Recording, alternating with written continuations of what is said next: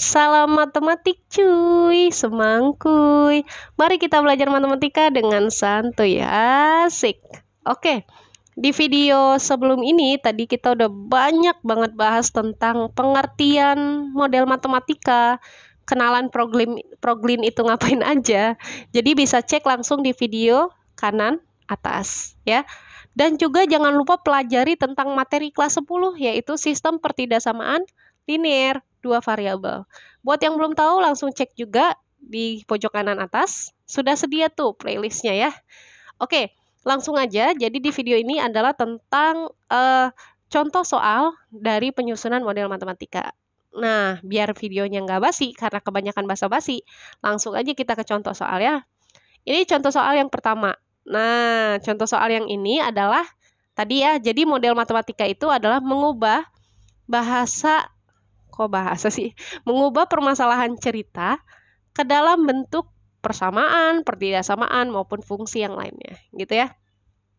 Oke, ini yang pertama, untuk membuat kue jenis A, kita perlu 50 gram mentega dan 60 gram tepung. Sedangkan kue jenis B, kita memerlukan 10 gram mentega, oke, dan 20 gram tepung.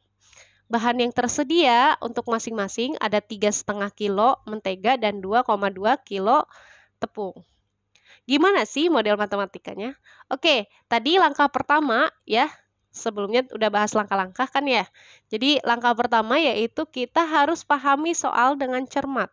Alias kita PDKT. Oke. Jadi kita PDKT dulu soalnya. Di sini kalau dilihat-lihat nih, ngebahas apa sih? Ngebahas pembuatan kue. Nah, kuenya ada jenis A dan ada jenis B. Nah, otomatis kita bikin permisalannya adalah yang sering atau yang masalah yang diangkat, yaitu tentang pembuatan kue. Jadi misalkan X-nya kita anggap kue jenis A, dan Y-nya kita anggap kue jenis B. Nah, mungkin banyak yang nanya, boleh nggak sih ketika kita permisalan nggak harus X, Y, K, atau Bu? Boleh banget. Jadi kalian bisa pakai A kecil, B kecil gitu ya, atau P kecil, Q kecil, dan lainnya. Pokoknya terserah kalian deh mau kayak gimana gitu ya. Oke, itu yang pertama. Yang kedua, kita buat tabel. Nah, tabelnya begini. Kenapa begini? Karena yang kita bahas ada mentega dan ada tepung gitu ya. Oke, kita fokus ke kue jenis pertama terlebih dahulu. Jadi untuk kue jenis A ya, kita butuh 50 gram mentega. Berarti di sini kue jenis A memerlukan 50 gram mentega. Terus apa lagi? Nah, terus di sini ada 60 gram tepung. Oh, berarti di sini tepungnya untuk kue A yaitu 60. Sekarang kita fokus ke kue jenis B. Nah, kue jenis B ini diperlukan 10 gram mentega. Berarti untuk kue B, menteganya sebanyak 10 gram. Terus, apalagi? Terus di sini ada 20 gram tepung. Oke, kue B berarti memerlukan 20 gram tepung. Nah, sekarang kita baca lagi. Bahan yang tersedia ada 3,5 kilo. Nah, ini yang unik. Oke. Jangan pernah terkecoh dengan soal itu. Makanya wajib, kudu, dan harus kita PDKT sama soal. Kenapa saya bilang seperti ini? Lihat satuannya. Di sini satuannya kilogram. Di sini satuannya 60 gram. Gitu. Otomatis kilogram ini kita harus ubah menjadi bentuk gram supaya seragam, asik. Ya, jadi kalau kita lihat untuk 1 kilogram, misalkan ya, 1 kilogram itu ada berapa gram sih? Ada berapa? Mungkin kalau kalian SD pernah belajar tangga satuan, nah kayak gini, kilogram, hektogram, dekagram, gram gitu ya, SD ya mungkin kalau kalian belajar. Jadi kita hitung aja, setiap turun dikali 10. Jadi di sini turun kali 10 gitu ya. Turun lagi kali 10. Turun lagi ya ke gram kali 10. Nah, 10 kali 10 kan 100 ya. Berarti 100 dikali 10, 1000. Oh, artinya 1 kilogram itu sama dengan 1000 gram. Berarti kalau saya tanya 3,5 kilo, itu berapa gram ya kira-kira? Tinggal kaliin aja ya, 3,5 kali 1000. Dapatlah berapa? 3.500 gitu ya. Kali 10 jadi 35. Kali 10 lagi jadi 350 gitu ya. Kali 10 lagi jadi 3.500 gram. Gitu ya. Jadi ubah dulu. Berarti untuk 2,2 kilo, jadi ada berapa gram? Ada berapa? Jadi 2.200 gram. Gitu ya. Jadi jangan pernah terkecoh dengan soal-soalnya. Baca pelan-pelan, makanya itulah perlunya kita PDKT. Mungkin itu saya bisa hapus ya. Saya ganti lagi ke raw. Jadi bahan yang tersedia untuk mentega yaitu 3,5 kilo alias 3.500 gram. Berarti di sini persediaan untuk mentega yaitu 3.500. Berarti untuk tepung yaitu sebesar 2.200. Gitu ya. Ini ya, jadi fungsinya tabel itu kita bisa memplotkan setiap masalah ya, agar supaya kita bisa membentuk sistem pertidaksamannya dengan mudah. Ya, jadi ini langkah kedua. Langkah ketiga, kita buat sistem pertidaksamaannya ya. Nah, unik ya nih, saya lupa. Adakah di sini fungsi tujuannya atau fungsi objektif? Ada? Nggak ada. Why? Because di sini tidak ada kata-kata keuntungan. Nah, atau kata-kata biaya minimal. Seperti itu ya. Jadi di sini nggak ada. Berarti di sini untuk contoh soal yang pertama itu tidak memiliki fungsi objektif ya atau fungsi tujuan. Oke, itu. Nah, setelah itu kita susun dari tabel ini menjadi sistem pertidaksamaan. Oke, untuk yang mentega dulu ya. Berarti kita manjang gini ya. Sebentar saya kasih pen dulu.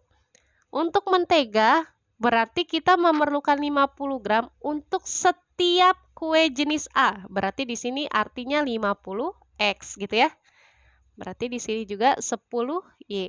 Kenapa 10Y? Karena setiap 10 gram ini untuk membuat kue jenis B gitu ya. Makanya 10 kali Y gitu. Sama ini juga X dan Y gitu ya. Oke.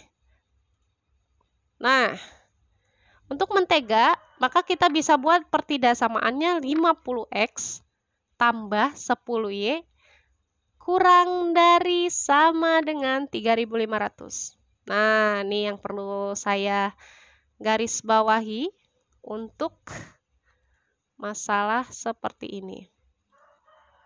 Sebentar. Ya. Kenapa tandanya kurang dari sama dengan?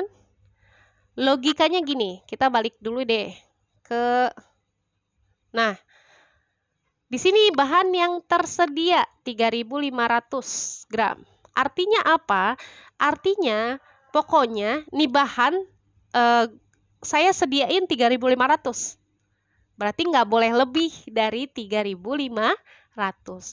Berarti setiap kita membuat atau memproduksi kue, bahan untuk mentega atau tepung, kira-kira nggak boleh lebih dari. Jadi bolehnya cuma kurang ya. Kita bisa membuatnya dengan bahannya kurang dari sekian atau ngepas sekian. Makanya di sini tandanya kurang dari sama dengan, karena bahannya ketika kita bikin dua jenis kue dengan bahan mentega, otomatis bisa jadi dia kepake kurang dari 3.500 atau ngepas 3.500. Kalau lebih, ya ini salah. Kenapa? Karena kalau misalkan kita membuat suatu hal melebihi bahan yang tersedia, kita rugi dong gitu ya. Kita malah jatuhnya membeli lagi gitu. Boros gitu ya. Jadi kalau udah disediain bahan sekian ya udah kita buat sekian gitu.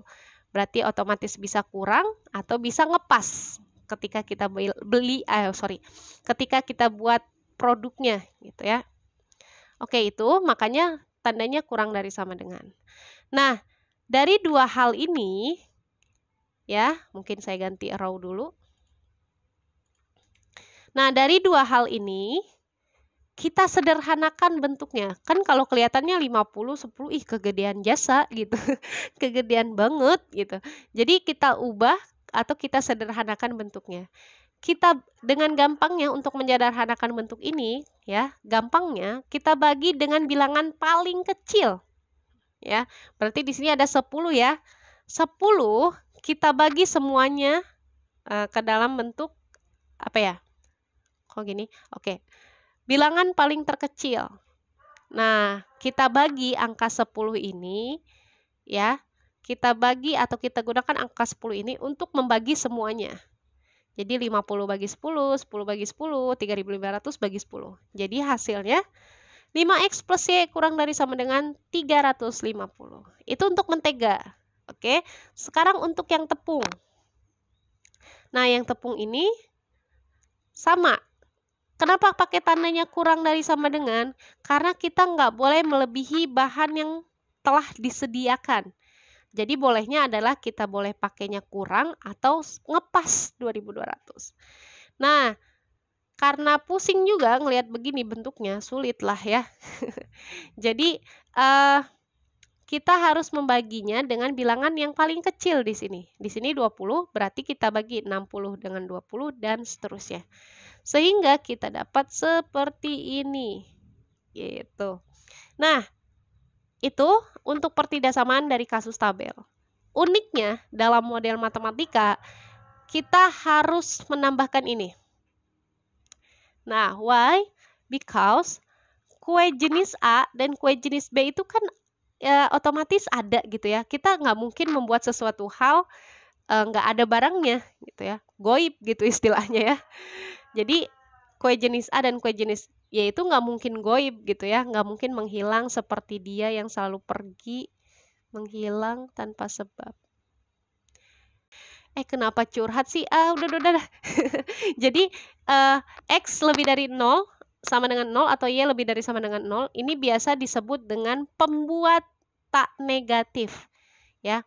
Karena nggak mungkin kuenya ini cuma kurang setengahnya gitu bentuknya gitu ya, atau kurang dari seperempatnya gitu ya.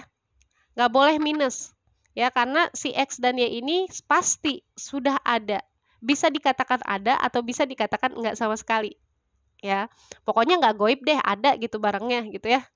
Nah, ketika kita sudah bentuk pertidaksamaan seperti ini dan tadi di soal nggak ada kata keuntungan ya, berarti nggak ada fungsi objektif, sehingga kita bisa bikin model matematikanya seperti ini. Nah, untuk sistem, kalau namanya sistem, dia nggak lupa dengan kurung kurawal seperti ini. Jadi, ini adalah model matematikanya. Nah, ini biasanya disebut dengan semua ini ya, fungsi kendala.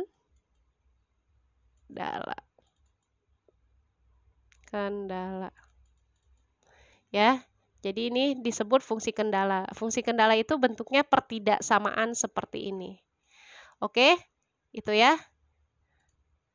Karena nggak ada fungsi tujuan ya udah nggak usah ditulis. Oke, itu untuk contoh soal yang pertama. Next, ya kita langsung ke contoh soal yang kedua. Ya jangan lupa like, comment, share, dan subscribe. Kalau ada pertanyaan, tanyain di kolom komentar atau bisa DM Instagram yang ada di kolom deskripsi. Oke, gitu aja ya. Jadi langsung ke contoh soal yang kedua.